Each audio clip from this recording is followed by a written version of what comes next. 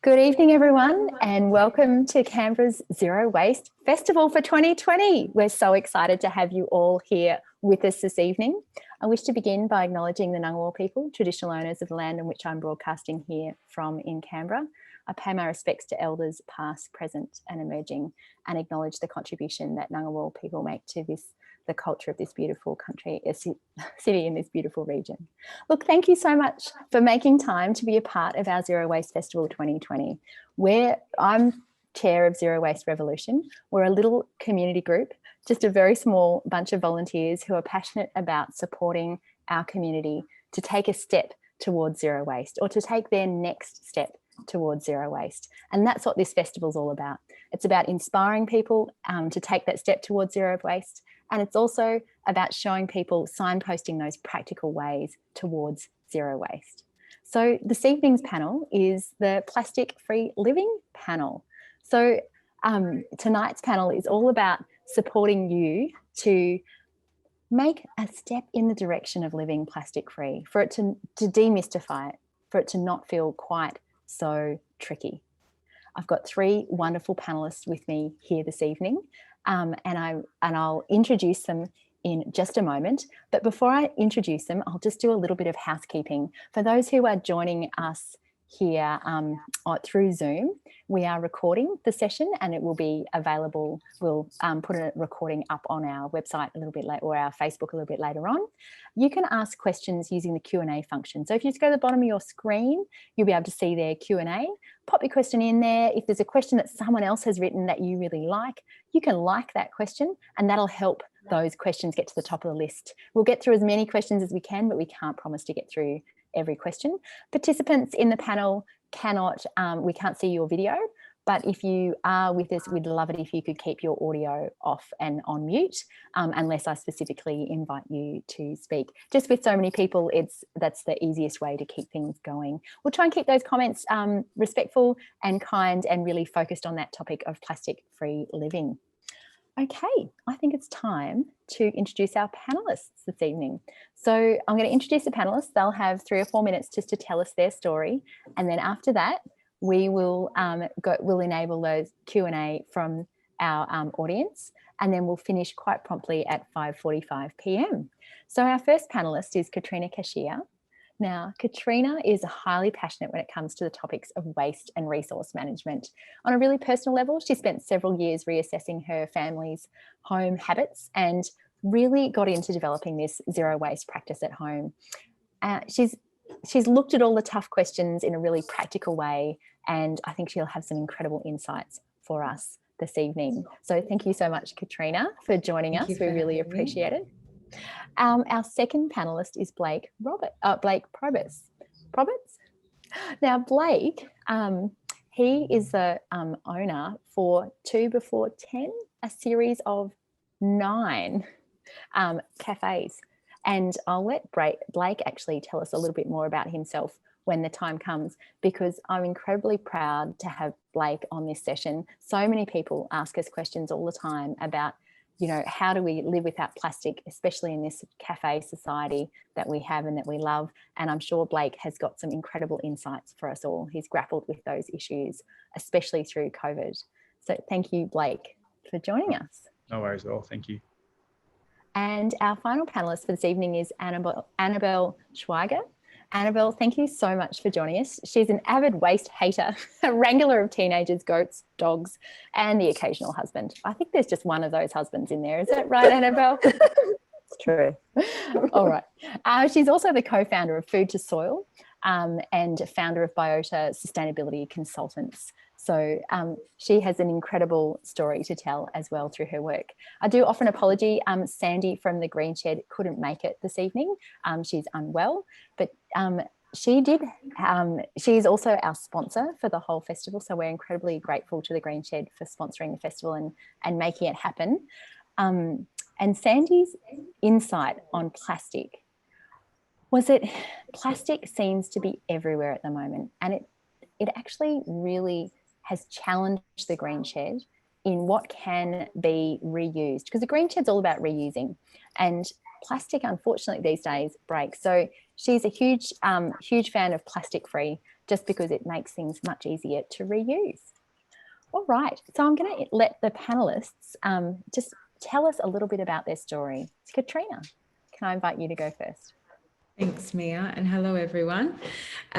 So I would consider myself to be an ordinary person, but in 2014, I was introduced to the concept of single-use plastics for the first time, and it got me thinking. And once my attention was brought to that, I started to realize the presence of it more and more in just day-to-day life. And it motivated me to make small changes, like, plastic water bottle, no more, single-use plastic bottles, to a reusable bottle. And then it was a bag. And then slowly and incrementally, I substituted product for product very slowly. This is over the course of 6 years. I have made changes, and, being in with a partner, that's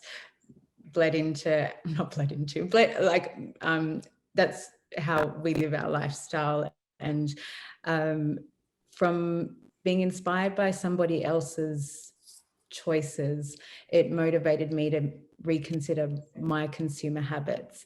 And I've noticed that from my own actions, that's been observed by other people. And I'm quite amazed that as one person, how powerful your actions can be. And that's why I take a lot of pride in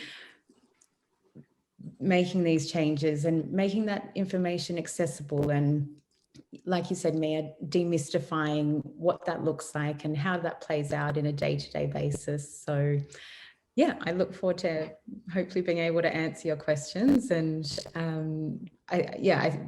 on plastic itself, I think that it's become more and more prominent in our consumer society, and all the waste that we've ever used and thrown away still exists somewhere. It doesn't disappear. So I think that's quite important to keep in mind, that, yeah, it still exists. So thank you, Katrina. Beautiful. I love that story of yours, which is one step at a time, starting with a plastic water bottle and just making that pledge to yourself that you're, not going to use plastic water bottles anymore. Good on you. Blake, can I invite you to introduce yourself and tell a little of your story? Yeah, absolutely. Look, thanks a lot for having me on today. So I'm one of the owners of 2 Before 10, the 2 Before 10 group. We're at about 9 stores at the moment, and we have a couple of new ones opening. And essentially, I guess we come from an industry which is notoriously bad for waste in all sorts, but in particular, I think the single-use plastics, takeaway containers, and things like that.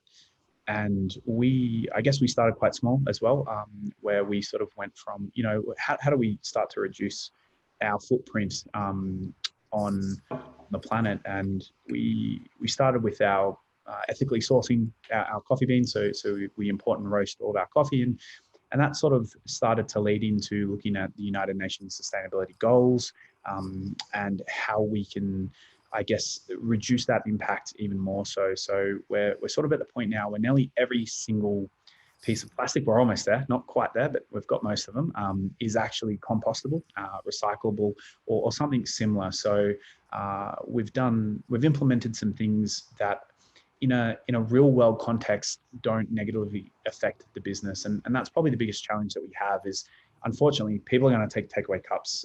You can't have a cafe that solely runs on keep cups. And so I guess for us, it's about sort of amalgamating what's a practical solution for these single-use products, and how can we get around managing those in a business context while still being competitive with people who don't as well. And I think we've made some great strides there. So like I said, everything's sort of compostable, recyclable, or reused. And our goal is, I guess, to take the paddock to plate concept a little bit further, where we're looking to take, I guess, from paddock to plate back to the paddock. So we've started things like an urban farm, and looking at ways that we can sort of renew and regenerate our soil and reduce that impact. Yeah. Fantastic, Blake. Fabulous story. Thank you so much for sharing with us. And Annabelle, Would you like to introduce yourself a little and just tell a bit of your story? Yeah, hi, I'm Annabelle Schweiger. Thank you also for having me on today. My steps towards plastic-free living, I suppose, as a young person, I was always that person who was the pushing of the recycling. But it really started, I think, when I had children and we moved to a property and we were growing a lot of our own food, including meat, vegetables, fruit and all that sort of stuff. And as an environmentalist, I could just see how much we could reduce our footprint on the earth if we're doing it ourselves. And obviously that's really sort of cloistered almost living, and there's a lot of control around that. And so I don't expect everyone to do that. It's just not possible. But for almost about a decade, the only things we were buying from the shops were, grains and consumables like soap, but we made a lot of even sort of beauty products and stuff ourselves, and I still today will use a honey wash or deodorant made from biocarbon coconut oil and things like that. So, but for a long time, very much it was a matter of sort of grow your own, make your own, buy in bulk, and they're really simple ways to avoid using lots and lots of packaging. But children grow up, and went back into the paid workforce, and I went into the waste industry actually. So I've been working with a lot of businesses to help reduce their waste and to divert waste from recycling from landfill and avoid waste. And that's actually led me to a really exciting project that's called Food to Soil, where we take post-consumer waste and make soil conditioner biostimulant to help with plant growth and put good bacteria back in the soil. And that again comes from my background as a chef, where I know the value of food and I want to harness that nutrients instead of throwing it away and put it back into the earth. And it's a bit like plastic. It's like I just can't stand the sort of misuse of our resources in the world. But I think it's very much about where you are at your point in time. Like when the kids were little and we were living on the property, which I still live on, I had a really great sense of control over what I could do, whereas I'd have to be quite the Nazi now to make my teenage kids not go and buy things from the shop that are in plastic, have control over my husband. And it's like, that's their money, that's their thing, but I can lead by example and I can do all those sorts of things, which I continue to do and hope will affect their choices later on in life. So thank you for having me on. It's great. Thank you, Annabelle. And what an incredible story in terms of that, 10 years of almost really living plastic free. I'm going to ask you all a question, and so I'll give you a little bit of warning. I'll take you in turn. What's the hardest plastic thing that you found to cut out of your world? Can I ask one? Yeah, okay. Go for it, Annabelle. And you can. I'd like you all to answer. What's your hardest? It's a pet hate. It's the plastics, hidden plastics in materials, and that can be cardboard composite, clothing composite, and all that sort of stuff. I do a hell of a lot of composting and breaking down stuff in the garden using as mulch and so forth. And I am forever pulling out those sorts of plastics from the garden that technically shouldn't be there, because I've bought something that's called a hemp pair of pants or a cotton top and so on and so forth. Or it might be all cotton, but it's all the stitching. So they're the sorts of hidden plastics which drive me personally batty. Wow. Annabelle, you are a long way ahead of me when it comes to cutting plastic out. Quite an inspiration. Katrina, what would be your tip? I would second that on the clothing, definitely. There's still synthetic fibers, in the cupboard there. So that's where we're at. Also, I have braces. So we were almost plastic free, and then getting braces, and I think the healthcare system in general, there is a lot of plastic and rubber and other things that is involved in that. So that's been an unexpected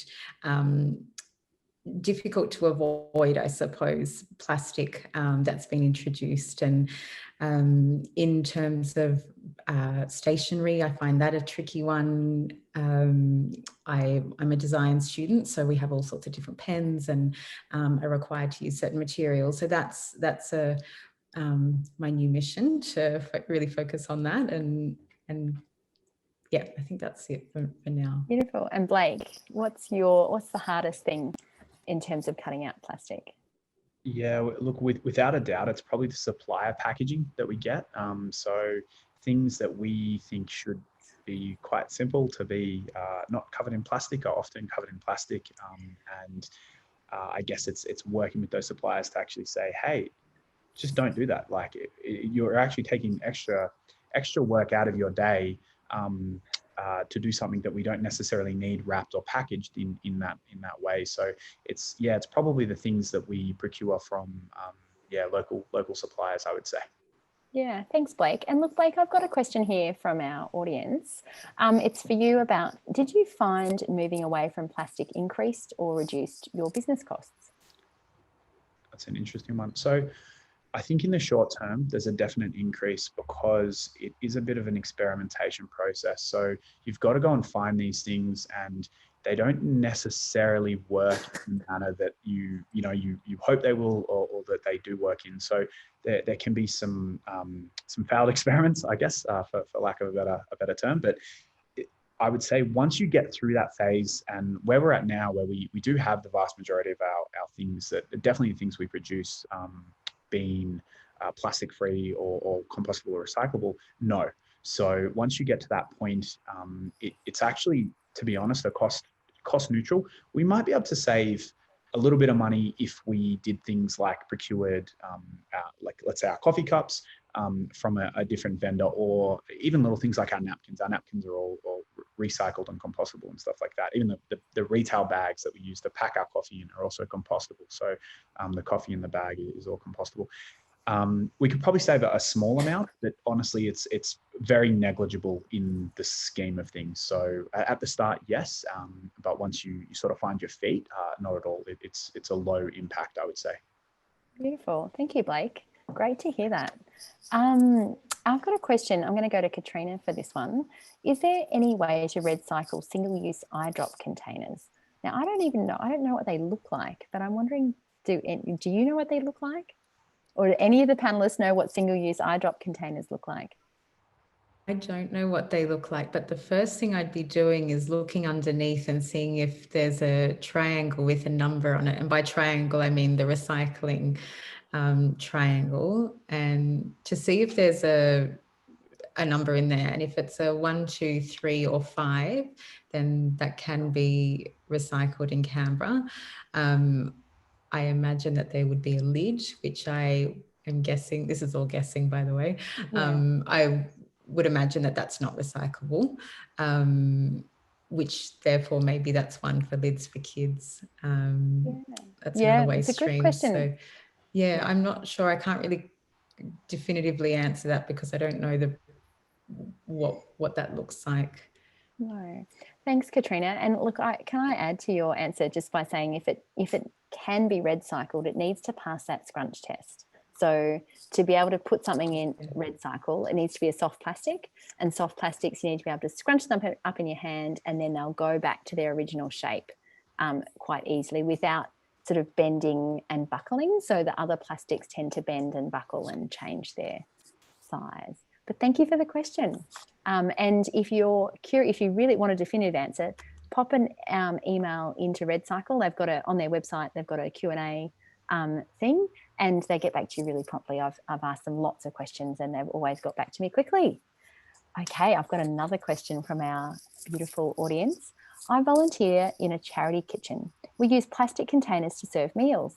I want to suggest alternatives. Any suggestions? So I'm going to go first of all to Blake and then to Annabelle on this one.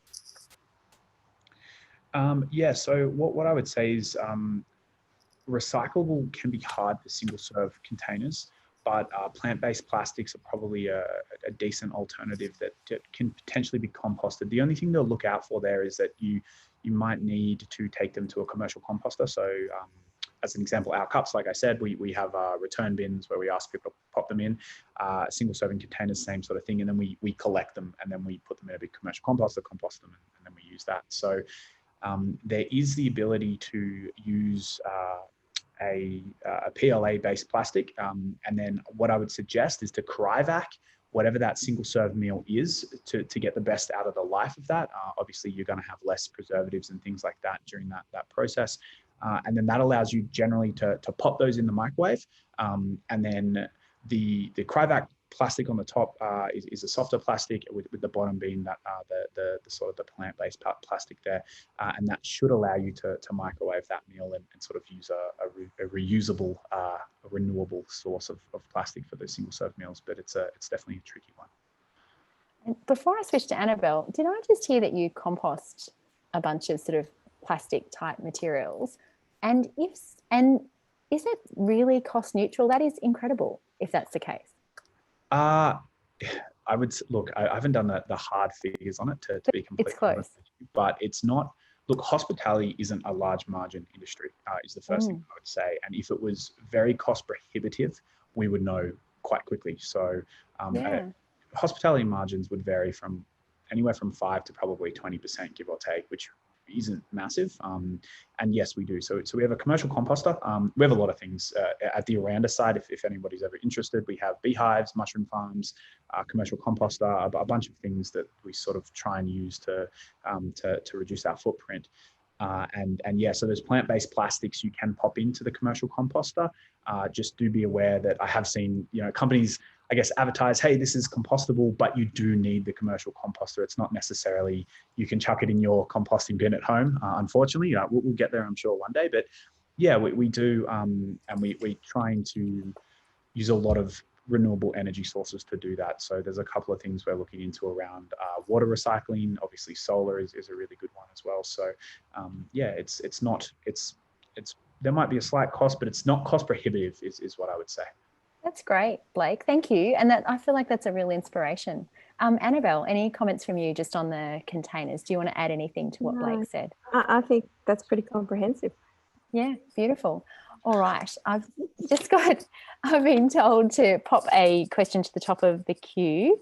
COVID has led to an increase in single-use plastic for hygiene. How can we keep safe and encourage plastic-free living? And I'm going to go to Katrina. Okay, so let's start with masks. That's been a big change. So either making your own mask or tracking down, firstly, like a reusable mask. So something that's still got that 3-ply, could be made out of cotton or bamboo or linen, or really you could make your own. I've seen lots of tutorials using socks. I think the point being is that if you are prepared with your own mask, then like for example, I went to Apple yesterday, they require you to wear a mask when you enter the store. I'll be honest, I'm so not used to wearing a mask that I didn't bring one, and I had to accept one, but I brought it home with me, and it's in my soft plastics bin because it is a soft plastic.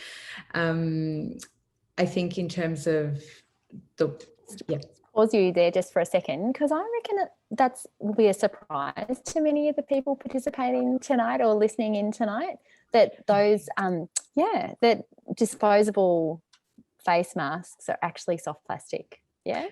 And so they can be recycled through redcycle. So if you're taking your soft plastics up to redcycle, then if you do happen to come across, and like Katrina did, a single-use face mask, that's the way to go with it. And I wonder if now might be a good time just to plug redcycle for any soft plastics that people have at home. Anything that passes that scrunch test, take it, bag it up and take it into Woolworths or Coles, and they will recycle those soft plastics for you. All right, so apologies for jumping in there. No, Katrina, that's okay. Did you have anything else you wanted to add? Well, in terms of wipes, so I mean, sanitizer is a good option in terms of, I mean, yes, majority of it comes into is packaged in a plastic bottle. But if there's an option to use sanitizer over wipes, wipes are synthetic also. So if you are using wipes, they can also go to redcycle.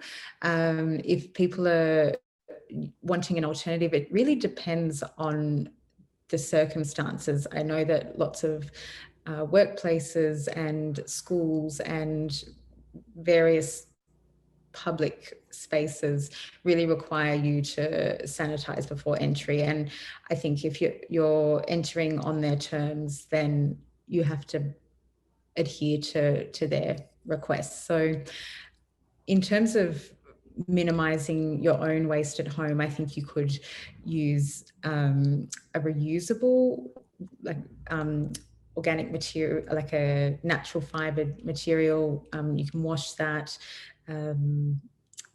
Yeah, we haven't had much of that in our own home, if that helps. No, that's fine. I'm going to go. We've actually got quite a list of questions, so I'm going to take another question. And Annabelle, just a quick one for you. How do you weigh up the costs? Like, so milk, 1 litre in glass costs $4.20 for the litre, but in plastic, you know, is so much cheaper. Same for honey, you know, there's lots of things. Yeah, that's right. Basically, I think it comes down to that's what I'm saying about working within your circumstances, your control, it's what you can afford. Sometimes I do things like, okay, I'll buy such and such in glass, but I'll be stingy in another area. Or that week, I'm just buying lots of plastic. And I've got a teenage boy that's drinking 1.5 litres of milk a day at the moment. So we're buying plastic for kids and that sort of stuff. So, you know, I guess one of the messages I'd have for today is that not to feel too guilty if you're not able to do, you know, what you aspire to 100% of the time, because we're all human. Yeah.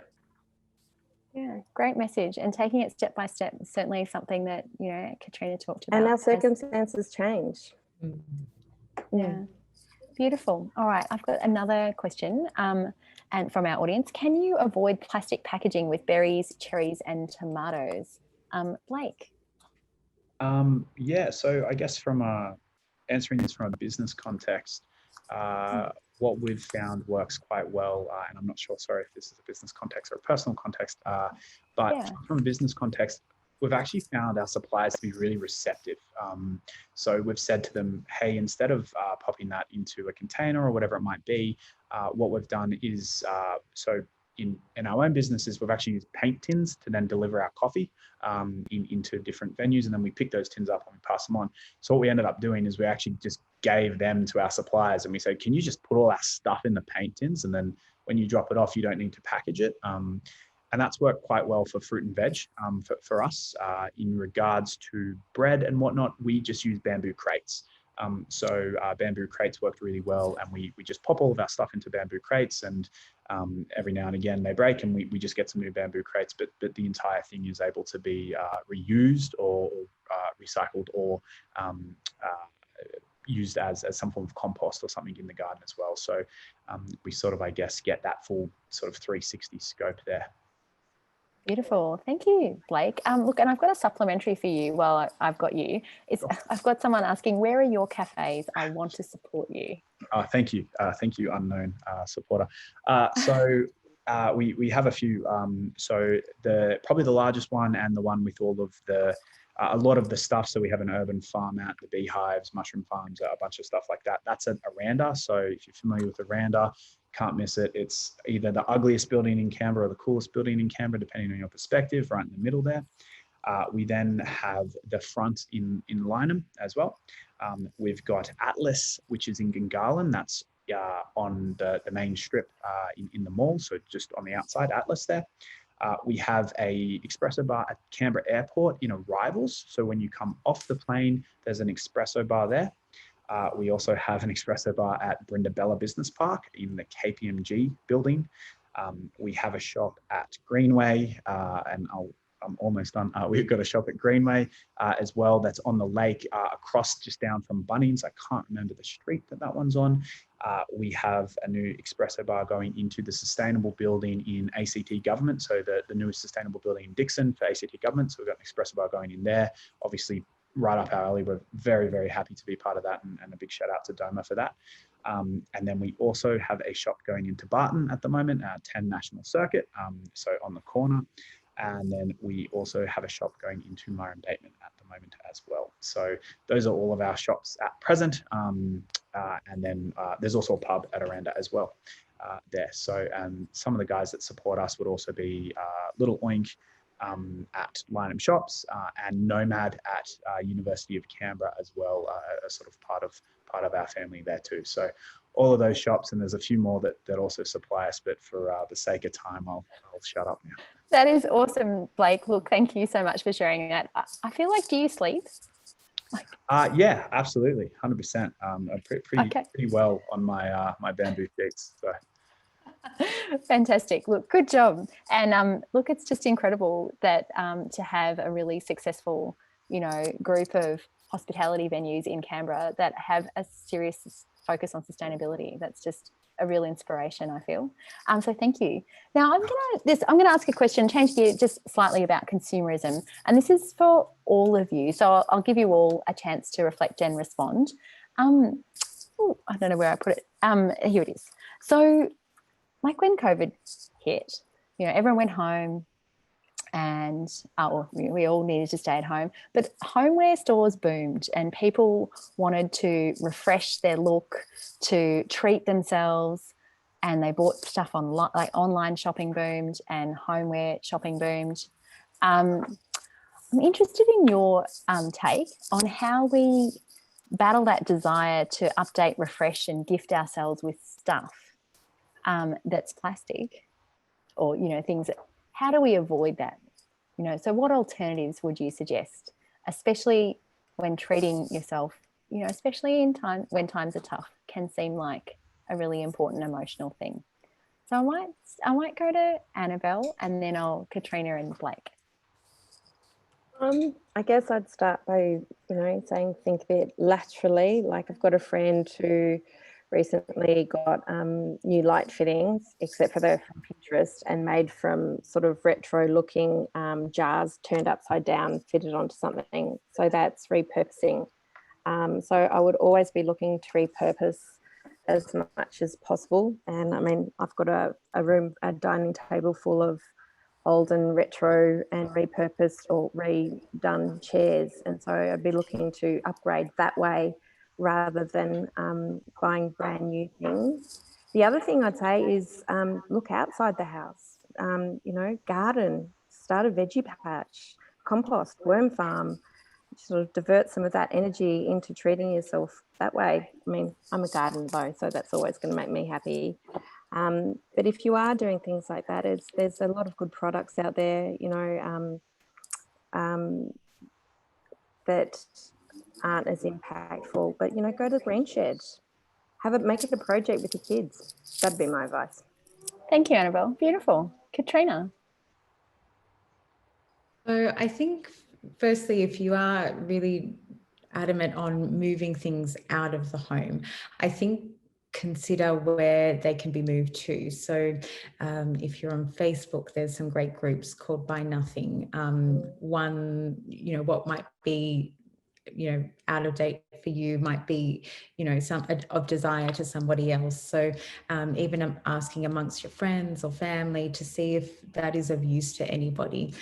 In terms of bringing things in and refreshing, never underestimate, reworking a lounge or things that you already have and redesigning a space in your home. I think also, to what Annabelle said, use that time to really analyze, your interior space, your exterior space, what is of purpose to you, and in terms of ordering things online, a majority of things come quite heavily wrapped in plastic, depending on where you're buying from. I know that there's zero waste websites who are very happy to not wrap in plastic, but I think that for the most part, things are heavily packaged. In terms of projects, yeah, I think, you know, you could use that time to, you know, yeah, go on YouTube, look at DIY, makeshift, you know, I've got this thing, what can I do with it?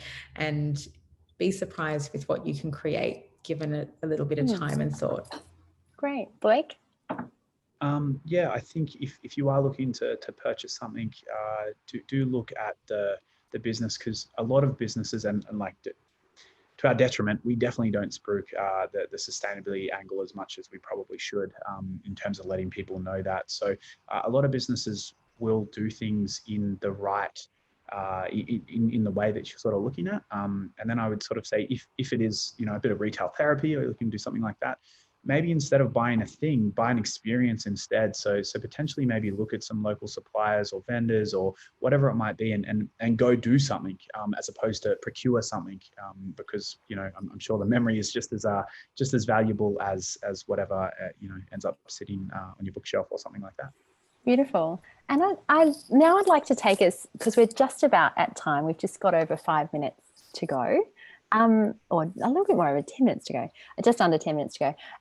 I'm interested in hearing from you all, and I'm happy for you to have like a slightly longer story here on what would be, you know, your top tips for someone who's just starting out, you know, who's thinking, I want to go plastic free, but I want to do, you know, but I'm a busy person, you know, I might be young and single, I might be older, I might be, you know, be busy working family, you know, thinking about all ages and stages in life.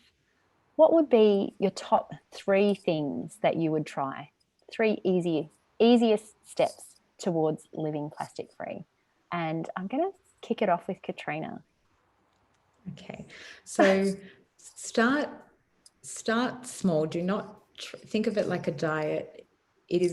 You're not going to change everything. You'll set yourself up for failure if you try and change everything all at once. I would start with one object. It could be a plastic bag. Master that and then move on to another object, because really you want to set up habits that will be with you till the day you die. You want them to truly be sustainable. I think that by implementing one habit at a time, you'll actually not even think about it. It'll just become second nature to you. And beware of greenwashing when you're looking into products, because there is a lot of misinformation out there. And I think that it is worth taking the time and doing a little bit of research. There is a lot of information out there, and a lot of educational platforms on, you know, how you can achieve things, looking at substitutes, and there's a lot of plastic out there, so it does really take time. But don't think that because you forget your plastic bag or you forget your bag once that you can't do it. Keep going. Don't be hard on yourself. Just keep going, thing by thing, substitute by substitute, and you'll be surprised that it is completely possible.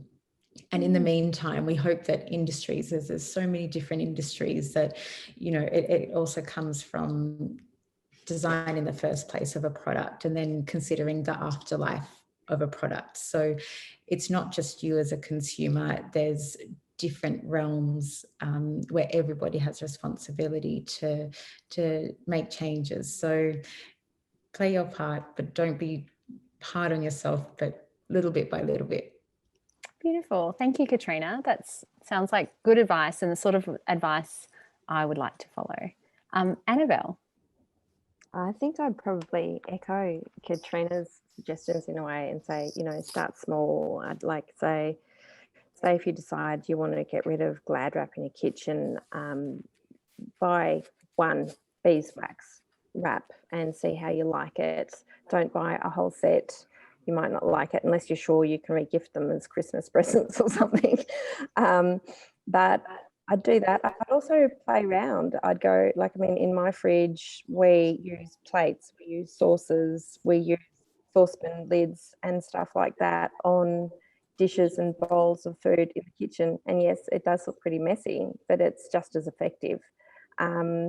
So I'd say start small, see if you like the outcome of what that is, whether it's your beeswax wrap, whether it's a silicone mat to get rid of silicone paper when baking, and then buy more of that.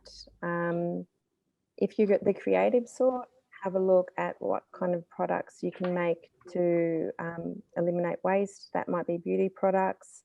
That might be getting into cooking more. Use your freezer more. That's another good one.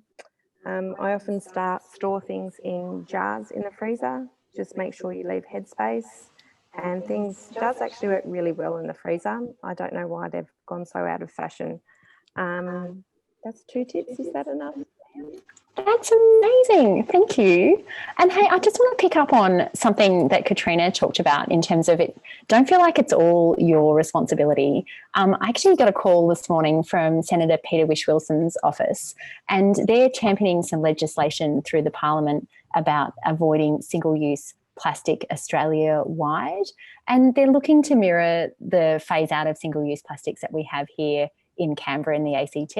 But if it becomes a nationwide bill, they're saying it'll be so much easier for businesses that operate across the country. So I just wanted to give that shout out to that bill and to all those, folks in Parliament who are doing their bit, or hopefully we are hoping will do their bit to play their part, in this as well. Annabelle? Just one other thing. One thing that I think is actually quite important, like for a lot of people watching this, they're probably doing a lot of really, really great stuff. But one thing I think we can always do is be advocates for plastic-free living. And so if we're going into a shop and we're having a friendly discussion with someone that's helping us or serving us, and we've just got something and it's come in a lot of plastic, you might, I often kindly say, that's really great. I'd love to get it next time without so much packaging, please. And that kind of feedback going to management all the time really does get taken on board, and I think it's useful. And it's the same thing that Blake was talking about with his suppliers. It's exactly the same thing. It is always consumer demand that makes changes, and legislation. Yeah. Thank you. Beautiful. Thanks, Annabelle. Blake, I'm going to give you a minute because we are getting closer and closer to time. No worries. I guess echoing on from everything that's been said, I think that you don't be too hard on yourself. You're not going to be perfect, and it's going to take a long time to get there. We mentioned quite a lot of those hidden plastics that are sitting around, and probably as you start to open your eyes, you start to go like, oh, it's everywhere. It's absolutely everywhere. However, I would also say don't be jaded, because I think that everything that we're talked about today is starting to build momentum, and that momentum will follow through. So every time you do something, or maybe it's purchase something, you're in essence, the way I see it, you're voting. And use that vote really carefully, because businesses will listen, politicians will listen, and don't be jaded, because I think once the momentum does carry and pick up, that snowball will roll. And we're starting to see those changes from a business perspective be quite broad and wide ranging now. So definitely, I think vote with your dollar, because the consumer demand will sort of drive all of that. But also don't be too hard. You're not perfect. It's going to take a long time for you to get there as well. Beautiful. Look, thank you so much. I have really enjoyed tonight's panel. In our first one for the festival. Really a huge thank you, Katrina, Blake and Annabelle, for being our very first panel on the 2020 Zero Waste Festival lineup.